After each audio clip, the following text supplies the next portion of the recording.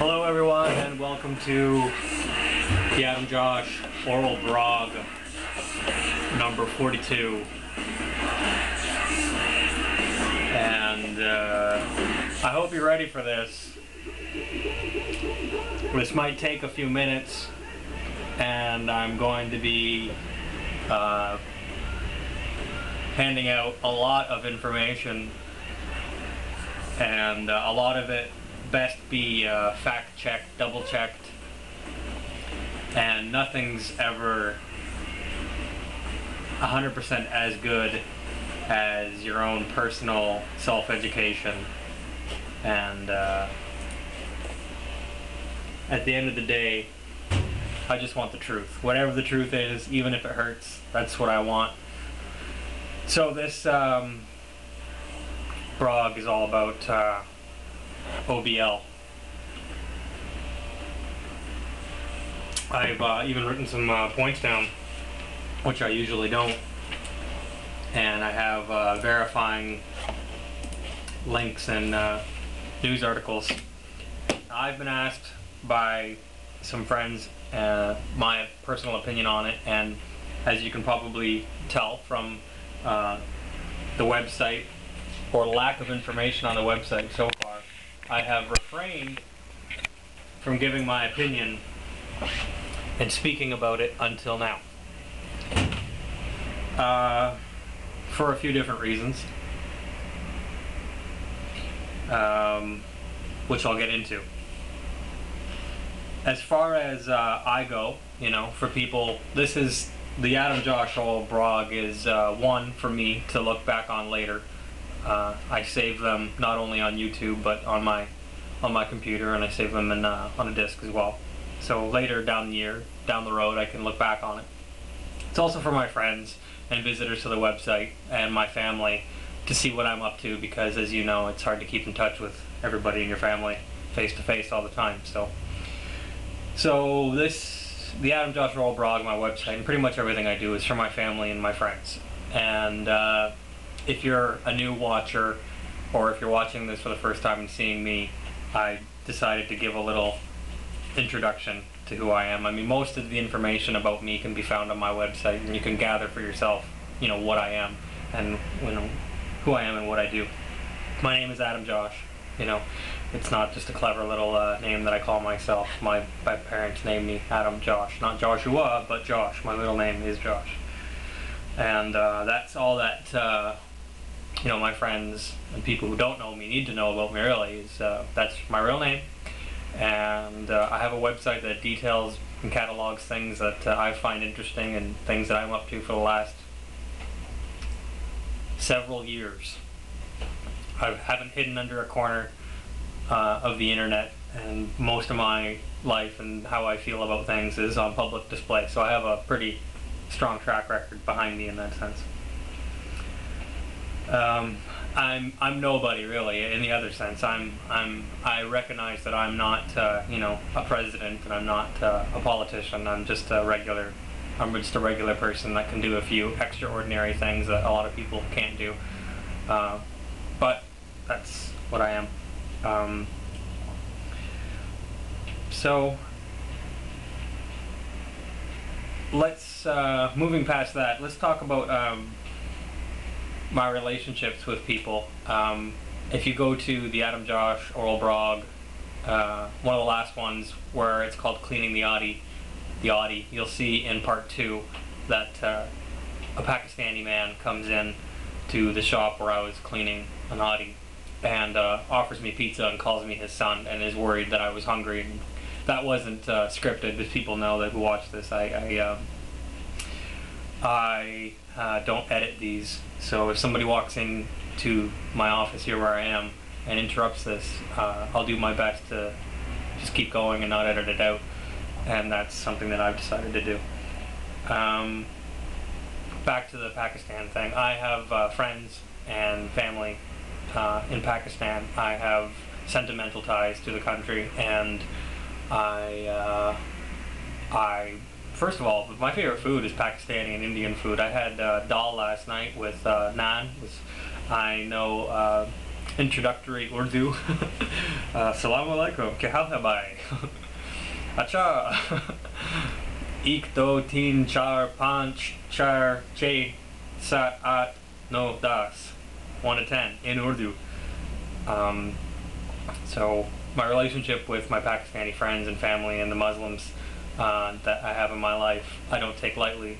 And the people that I have friends with in Pakistan that I know, I've been in touch with and asked their personal opinion on all things OBL and all things what's going on politically. So we can get into that and start talking about that. And stepping back a little bit more and looking at the bigger picture, my first point is propaganda. The media, CNN, Fox, mainstream media, they interject talking points. So like yesterday, we might have been thinking about the radiation from the Fukushima fallout on the West Coast and through the jet stream and falling and infecting our milk and all that. We might have been thinking about that. But all of a sudden today, you wake up, or yesterday, or May 1st, coincidentally the day that Hitler was pronounced dead. You wake up, and all of a sudden the media is interjecting talking points to you. So now, whereas you might have just been going along your day and working, now you're faced with questions in your mind. Is Osama bin Laden really dead? So they're purposely injecting these issues. And when it comes to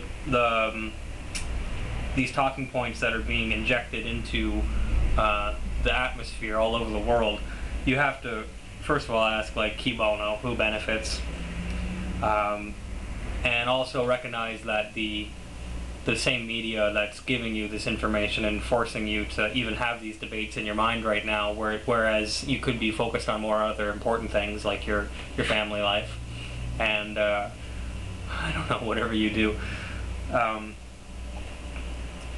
They force you to sort of have these debates in your head and have these debates with your friends, and recognize that the people that are doing this also have a history of lies and deception. Right now, one of the top stories on CNN is that the photo that was leaked yesterday of OBL's face is a forgery. So that, they release it, then they'll retract it. They'll say, this is a photo, then they'll say later, oh, that was an artist rendering. So recognize that the history of CNN is a history of partial truths, half-truths, and WMDs in Iraq, yellow cake, etc., etc. Wolf Blitzers admitted that they have to cater to the funding, and they're a program, so they have to cater to the people who fund them, which can easily be looked into. So another thing that first comes to my mind when I think of Al-Qaeda, is another thing we have to get into is number two. My number 2 point is Al-Qaeda. When talking about Al-Qaeda and OBL as the head of Al-Qaeda, and the proverbial head has been decapitated, I thought as of last week, U.S. officials were saying that the U.S. and British troops are working with Al-Qaeda in Libya because they're the anti-Gaddafi forces. So Al-Qaeda is good, but it's bad, and these are the debates that we have to get going, the debates that are going on already, rather, that go on in people's minds. I thought Al-Qaeda was good now because we're working with them and supporting them in Libya. So another part about Al-Qaeda that people need to know is that it should be pronounced Al-Qaeda. Robert Gates and Zbigniew Brzezinski are on record saying that they've created and funded Al-Qaeda to originally fight the Soviets and repel them back through Afghanistan. And they were funded, and armed by the United States. So, created by the CIA, and armed and funded by the United States. That's another thing to keep in mind. And the number two, what is his name?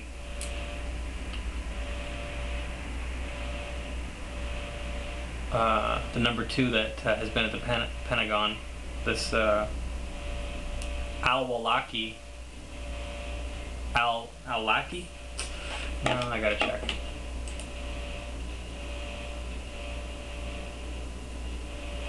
I think it's Muhammad al-Awlaki. They call him al-Awlaki, the CIA lackey.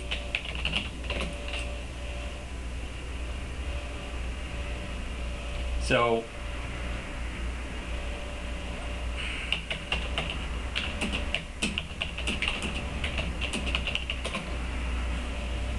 what is anybody involved with Al-Qaeda, especially the number two in command, doing? So Anwar al-Awlaki, and what are they doing? What are they doing at the Pentagon? You know, and not being arrested on the spot if they're, you know, a part of this rogue terrorist group intent on terrorizing the United States and its interests. Anyway, you can look up Anwar al-Awlaki, A-N-W-A-R al-Awlaki. He's the second in command now of Al-Qaeda, apparently. You know, that's what the media wants you to believe. And he's masterminded, allegedly, the Fort Hood shooting, the Christmas Day bombing, underwear bomber, New York City dud, etc., etc. You can look all this up for yourself. And he's at the Pentagon having dinner with people and on record, and not being arrested, you know, months after 9/11. So you have to ask yourself, how is this going on? Well, that's a good question. Which brings me to my third point: the family and business of the Bin Ladens. It's not a hidden fact that the Bin Laden family is heavily involved in construction and oil business, and you know, they have one of the members of the Bin Laden family that's been nicknamed Bandar Bush, because the Bush family and the Bin Laden family have been so tightly knit over the years and have worked together and made lots of money together and continue to work together. And so the Bin Laden family is actually, in the construction end of the Bin Laden family, has built a lot of structures, bases for the U.S. throughout the world. So another thing to consider is Obama going down to the ground zero to grandstand and say that he's, you know, single-handedly captured, you know, Osama and all that. He has invited ex-President Bush to go down there and join him, and George Bush has denied, saying he doesn't want to be in the spotlight. But you'd think that somebody like President Bush would be eager to, you know, grandstand with Obama. My other point is death. I mean, as far as my next point is strategy. The strategy behind what's going on with this, and you can see this in the buzz around the media right now, is saying, well, if Pakistan did this, if the ISI and the Pakistani people allowed, you know, Osama bin Laden to hide out for years, now we should be interested in Pakistan, and now, you know, what's wrong with Pakistan, and talking about maybe we need to be more vigilant, and coming at a time when Pakistan was basically telling the United States to get their drones and stop out of the country and stop carpet bombing. And if you look on a map, you know, Pakistan Pakistan is one step closer to China and Russia. Another thing that I wanted to get into was the actual death. And it's convenient that, first of all, it's convenient that there's no photos being released of, actual photos being released of OBL dead, and there's no body. It's good that there's no body and that he was killed, because if he was caught alive, then he might actually testify as to what actually happened on September 11th, and he would also testify as to other people's involvement, etc., etc. So, on one hand, you can see why he was taken dead and not alive, and they say his body was buried at sea, but you weren't there, and I wasn't there. So I don't think either of us will really know. And another thing I wanted to get into is how many times the United States claimed that they had killed him before. So this is like his ninth time being dead. And in the past, there's been faked photos and fake videos. And to assume that any video that you see or come out of the media is accurate is about as sensical as saying that when you watched Forrest Gump shake hands with, what was it, Jimmy Carter, president, in black and white from the 60s or whatever. I mean, that technology to forge Tom Hanks as Forrest Gump doing that years ago was 15 years ago. So imagine how far we've come. And if you look up a blog that I've done before called Technology, Where Are We Really?, you'll see even more how ludicrous pretty much all things speculation become around this whole situation when you consider how far technologically we are down the line to basically create anything that anybody wants on the television without any actual real events taking place. An article that I wanted to read real quickly regarding the actual death, is he dead, is he not dead, and his and as far as Pakistan's involvement in aiding and abetting a terrorist, and etc., etc. I wanted to read this article on InfoWars, which I have recommended to some people. Forget Pakistan, U.S. knew Bin Laden location all along. The notion that the U.S. was only aware of Bin Laden's precise location for a matter of months before they executed their alleged raid of his compound in Pakistan is an insult to the truth, which is that the U.S. knew that the Al-Qaeda's leader precise whereabouts before 9/11 and also protected him from capture on numerous occasions afterwards. A year after the FBI had issued a global arrest warrant for Bin Laden, allowing his alleged involvement in the 1998 Nairobi and Kenya embassy attacks, British tourists Alan and Cindy Thompson were traveling through Pakistan when they stopped off at a town called Ajob. After driving for 11 hours on a dirt road, they came to a checkpoint and were detained by armed Pakistani guards. The Thompsons later discovered that they were stopped because they had discovered the secret lair of Osama bin Laden, before being told by American aid workers that the location had been visited by U.S. consulate officers, British, Australian, and Swiss ambassadors, and that it was guarded by a team of U.S. commandos. The aid workers then told them that they had been forced to move their offices because of a similar experience in Kandahar, where they ended up stationed right next door to bin Laden. After the couple were picked up by British embassy, they were invited to a garden party where all the British ambassadors and aid workers were bragging that they were stationed in the same area as bin Laden's hideout. The Thompsons tried to alert the FBI and Scotland Yard to the astounding information, but were completely ignored. "We were gobsmacked," said Cindy Thompson. "We found it incredible that we were offering to give first-hand true information about the most wanted man in the world, and the U.S. Embassy couldn't even be bothered to get off their butts. It's about time that this story was told to the world to let people know the truth. The hunt for bin Laden is a farce." The account was reported on at the time by Pakistan's Dawn newspaper, and the Thompsons later confirmed it to author Kenyon Gibson, who related the story in his book Common Sense, a study of the Bushes, the CIA, and the suspicions regarding 9/11. The account is important because it correlates with several instances where the U.S. had bin Laden in their sights, deliberately ordered special forces to stand down or be refused to launch airstrikes. In December 1998, bin Laden was located in Kandahar, but Bill Clinton refused to authorize military action. In February 1999, bin Laden stayed at a hunting camp in Afghanistan's Helmand province for more than a week, but after U.S. intelligence pinpointed the exact location, authorization for an assault never came. U.S. intelligence again located bin Laden's location in Kandahar in May 1999, but took no action. According to the U.S. Senate, bin Laden was within the grasp of U.S. military in Afghanistan December 2001, but that the Secretary of Defense, Donald Rumsfeld, refused to provide the soldiers necessary to capture him. In January of 2004, Lieutenant Colonel Brian Hilferty told the Associated Press the U.S. military was sure they could catch bin Laden that year, indicating that they knew his location.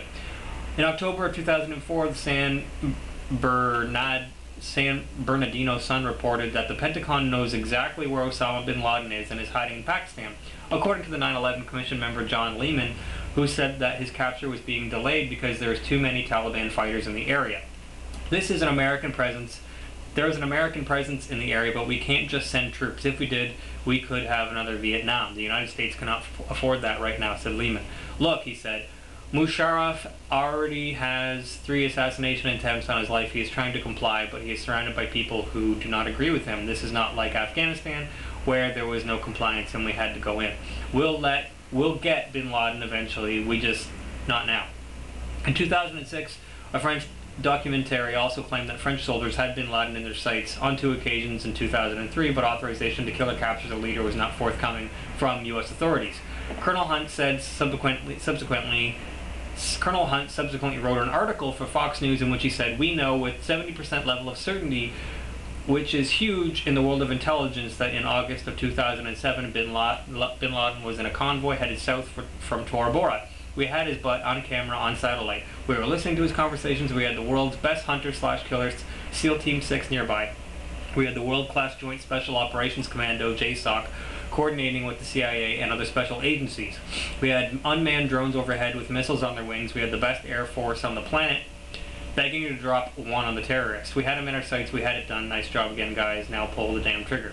Unbelievable, and in my opinion, criminally, we did not kill Osama bin Laden. Pardon me. And the article goes on and on a bit.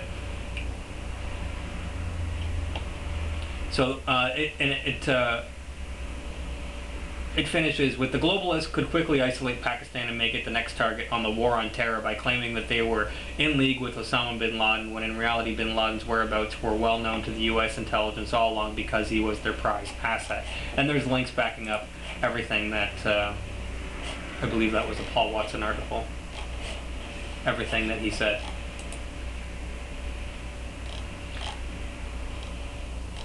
And another article from the same website by Paul Joseph Watson, top government insider, bin Laden died in 2001, 9/11 is a false flag. Top U.S. government insider Dr. Steve R. Piesanek, a man who held numerous different influential positions under 3 different presidents and still works with the Defense Department, shockingly told the Alex Jones show yesterday that Osama bin Laden died in 2001 and that he was prepared to testify in front of a grand jury how a top general told him directly that 9/11 was a false flag inside job. Piesanek cannot be dismissed as a conspiracy theorist. He served as the Deputy Assistant Secretary under a state of 3 different administrations, Nixon, Ford, and Carter, while also working under Reagan and Bush Sr., and still works as a consultant for the Department of Defense. A former U.S. Navy captain, Piesanek achieved 2 prestigious Harry C. Solomon Awards at the Harvard Medical School as he simultaneously completed a PhD at MIT. On and on and on. Basically, this guy is willing to testify in court about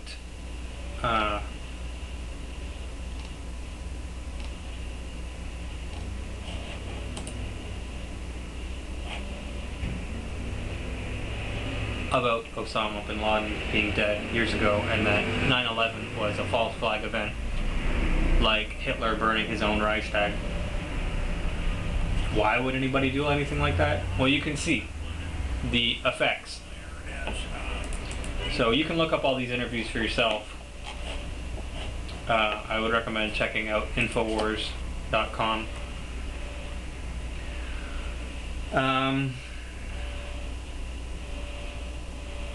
So another thing that would be worth mentioning was, okay, so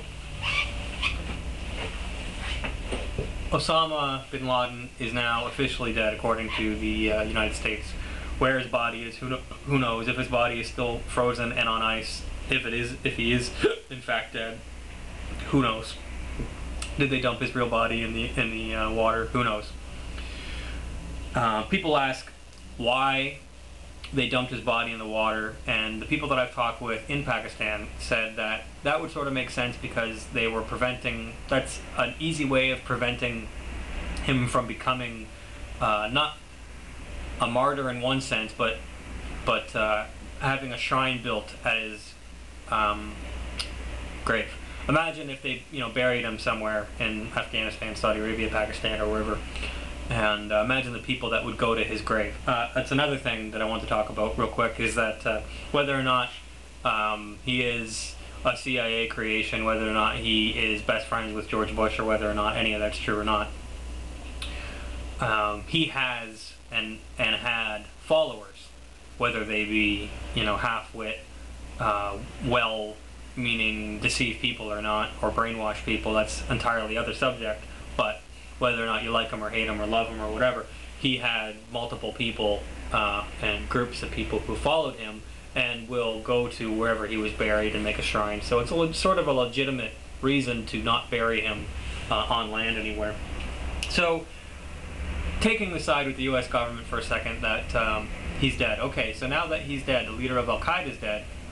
So since he's dead, we don't have to have the TSA sticking their hands down our pants. We can drop the gas prices back down to $2 a gallon, and things can go back to the way they were before 9/11, right? Right? Shouldn't we be celebrating? But that's not the case. And Hillary Clinton, Secretary of State, was quick to point out, oh no, just because he's dead, that doesn't mean we can be any less vigilant. We have to redouble our efforts. And the UK, the Telegraph specifically, in an article I read yesterday, is pointing out that now everybody, the world, is supposed to be in anticipation of Al-Qaeda's retaliation. And there's been talk of, hundreds of nukes buried, coincidentally, in government buildings throughout the United Kingdom and the United States. And as far as geopolitical warfare goes, you can see the history. Aside from the fact of whatever political motivations there have been, you can see where the United States is right now. Yemen, Libya,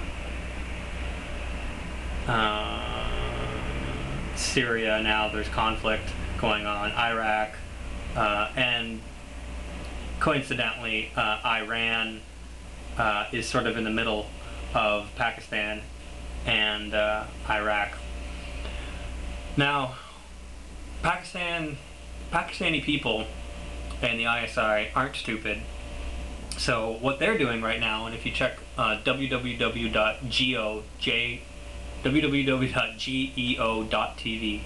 geo.tv, that's Pakistani news on the internet. That's one that I check and use. You'll see that when something like this happens, first of all, they're saying, okay, the Pakistani people are saying, okay, well, if he was in fact hiding out there, how did this happen? How did the ISI not know this? So the pressure right now from the Pakistani people are being put on government officials in Pakistan and the ISI. Not only that, but they're saying, okay, this compound that he was in, who built the compound? So they have right now they have in custody the person who built the compound, and they're asking him, of course, a ton of questions for him. How did this happen? Apparently the compound was built in 2005.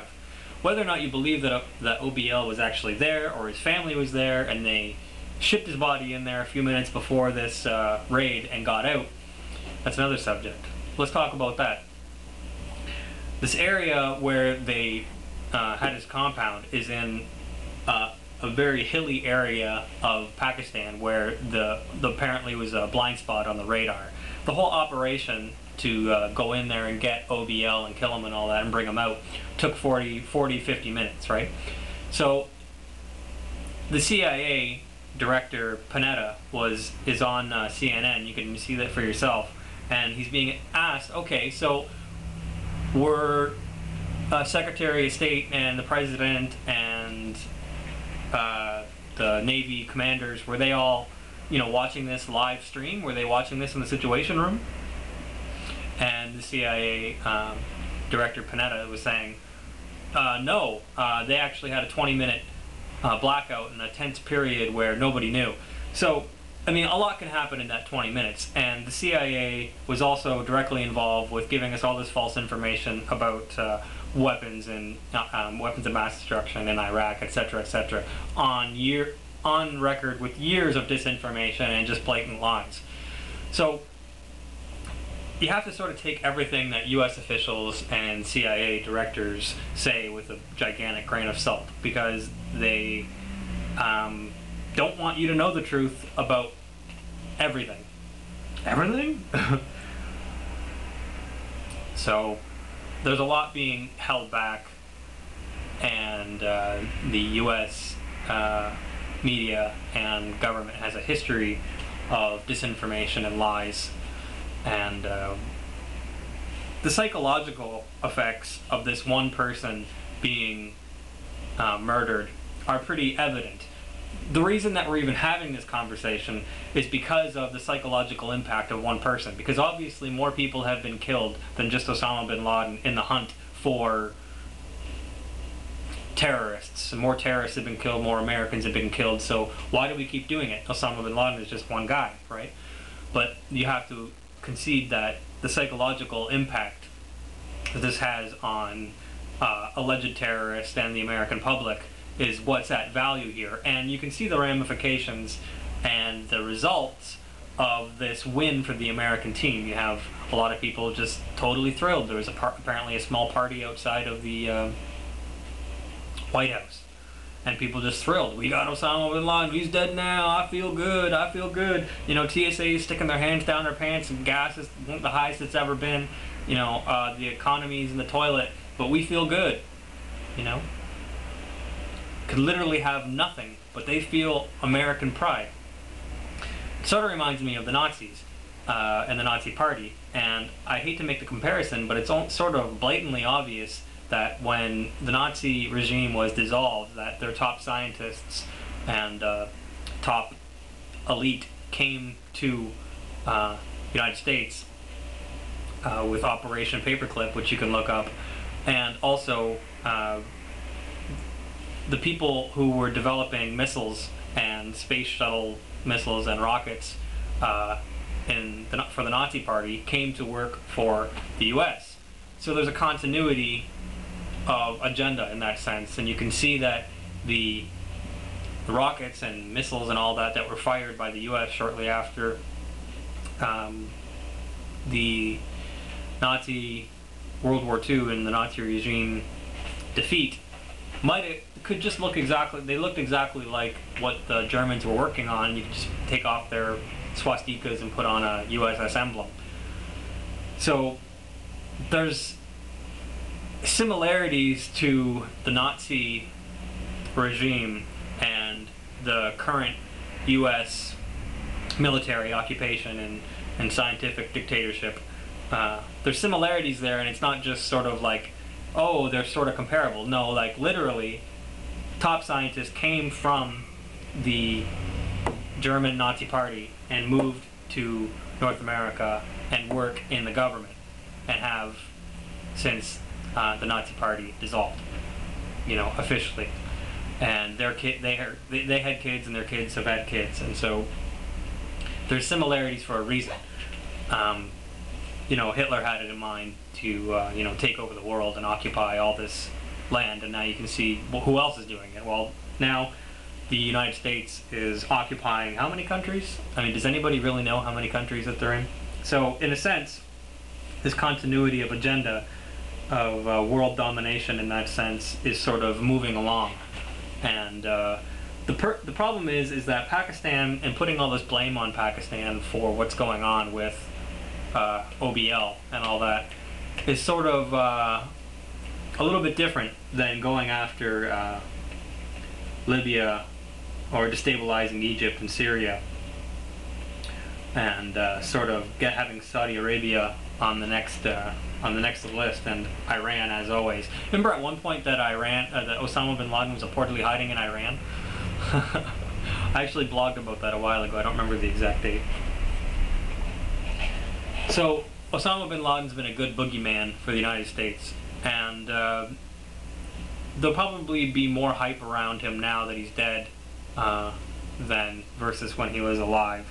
But either way, was it Rahm Emanuel has been said, never let a good crisis go to waste. So they're not going to let this crisis and this, whatever it's worth in the public's mind, they're not going to let it go to waste. And you can see that this image that's been totally reported as fake, admittedly, of OBL with two shots in his head, has been circulated all over the world right now, and CNN's talking about it like, yeah, that's fake. It's admittedly fake, but that doesn't matter, because people want to know about this and are interested in it, and they can say the image is fake, and people will still be like, okay, I don't care if it's fake, just tell me what's going on. So the difference I was saying earlier between Pakistan and all these other countries is that Pakistan has nukes.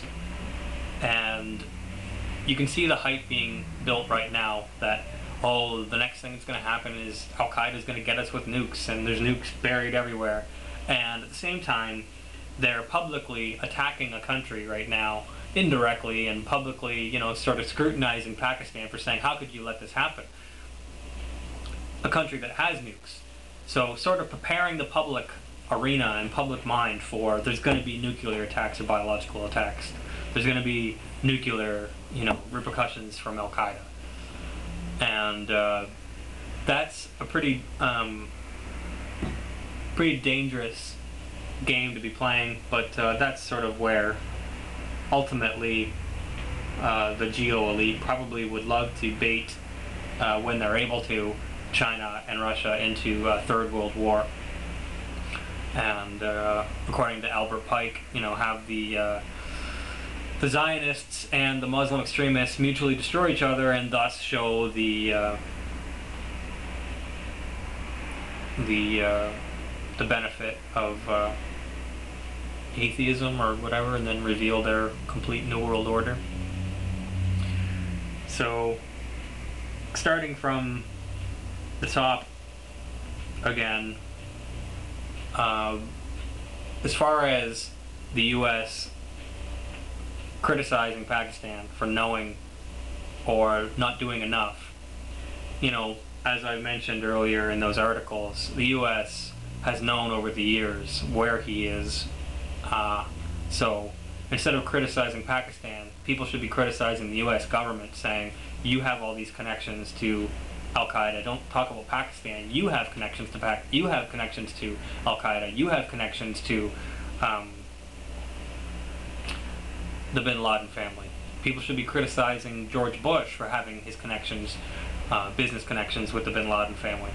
But it's easier for the American people and American sympathizers to criticize another country, and that's exactly what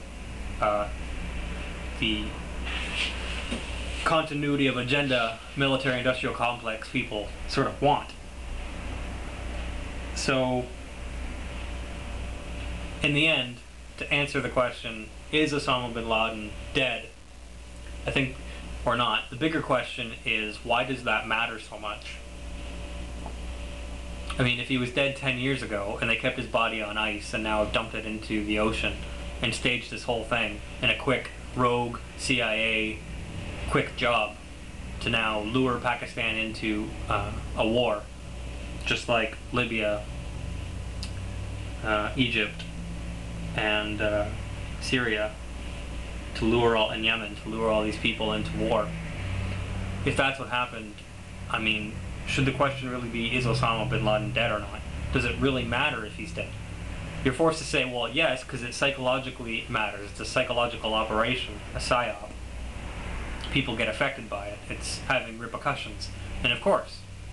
So whether he's dead or not, physically, whether the person of Osama bin Laden is really dead or not, doesn't really matter as much as the public perception of whether he's dead or not. If people believe that he's dead, that is what matters. And the last thing, I actually put it first on my list, but that leads me to my very last point. You know, I've read, and I'm reading what people call the Bible again for probably the 13th or 14th time in my life. And I'm a sort of interested student of world history, and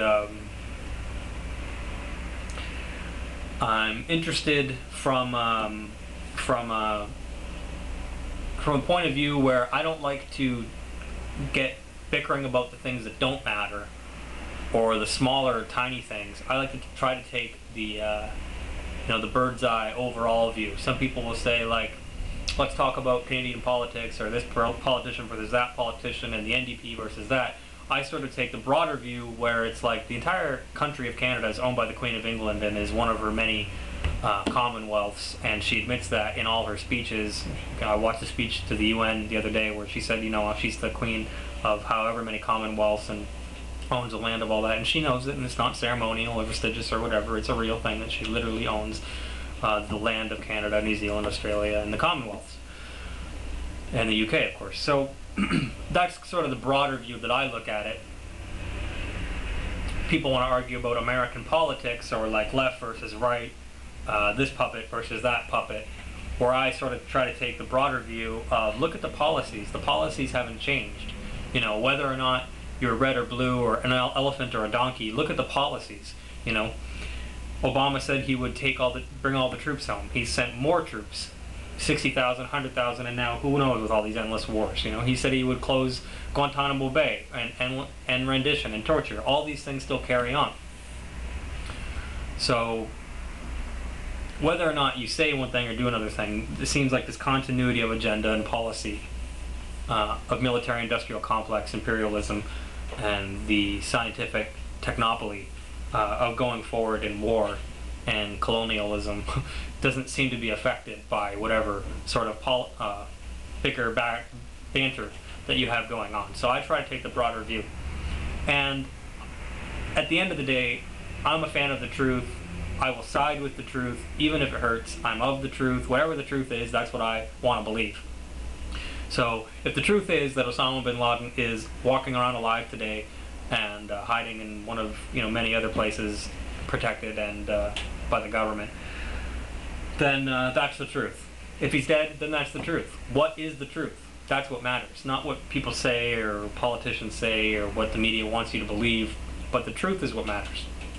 And the unfortunate part about history, as I was getting to earlier with how many times I've read the Bible and blah blah blah and studied world history, I have the camera propped up right now on a book that I've mentioned earlier called The Penguin New History of the World. And if you read this book, basically it's a history of World War, basically, and colonialism. So, imperialism. The history of war of the planet is a long and bloody one. I mean, that's the history of war. Now, the benefit to the victors, as everybody knows, is the victors of war get to write the history and how it played out. You can read 1984 and get that same effect at the end, where the party controls reality, and Karl Rove has been been quoted saying that they are the architects of reality. The victors are the architects of reality, in the sense that, if there's two opposing countries and you're saying this is the way it is and we're saying this is the way it is, and we go in and nuke you and kill you, we get to write the history. We're the ones, because all you and your family and friends are dead. We get to write what really happened. And we can even change it if we want.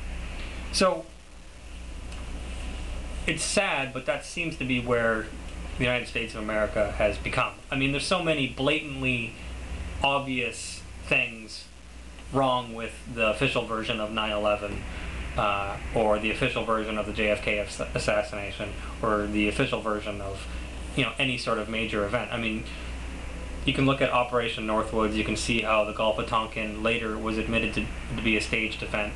Obviously, I was thinking that that hotel incident with Nixon and all that, Watergate. I mean, all this, you can sort of see the pattern of, okay, well, this is what we're going to say it is, even if people can sort of scratch the surface and dig to see that, that's clearly not how it was, we're still going to go on and say that this is how it was. And just keep repeating it and repeating it and altering history or changing history, because in the end, the people who run the United States and the globalists, the scientific technopoly, etc., see themselves as the victors who are able to be the architects of reality and create reality as they go along and write the history books. You know, the people who write the history books have an advantage over the people who are actually there in history, because the people who are actually there in history, if they didn't write anything down, are going to die, and the only testimony left is the oral tradition, whereas the people who wrote the history books get to teach other people this is how it happened. And if you doubt that at all, I mean, go talk to Native Indians in North America and ask them their history versus what the schools are teaching you. And I should know, I married a Native Indian, so and shortly thereafter got divorced, but I lived in a native reserve, and I know firsthand how history can be taught one way, and if you go to the other side of the losers of the battle, then they'll tell a different story. So truth is truth. And it's an unfortunate truth that victors of war and colonialism, imperialism, and domination get to write what they perceive as the facts. And if you're there just reading the victor's notebooks and the victor's diary, then you're sort of led to side with them or believe whatever they say, which may not be the truth. Or it may be the world as they see it, which may not be the truth either. So, again, I side with the truth. That's really all I have to say. And that's my honest opinion. There's a few things, obviously, that I'm not sharing. There's a few things that, names of people and some sources and other things that I have that I'm not going to disclose to people on camera here. That's how it is. So I'm not going to reveal my entire deck, but that's my opinion right now as far as the whole OBL situation is concerned. Try to take a look at the bigger picture, and aside from what politicians say or have said in the past, look at the policy and the agenda. Are we still in all these wars? Are we still going to more wars? Are the TSA still sticking their hands down your pants? There's a continuity of agenda going on, and doesn't seem to be affected by one person's death or the other. So that's the bigger picture, I suppose. Tell your friends to get a job. If you came along this far, thanks for watching. If this video gets pulled down or censored, then I won't be surprised. So take care.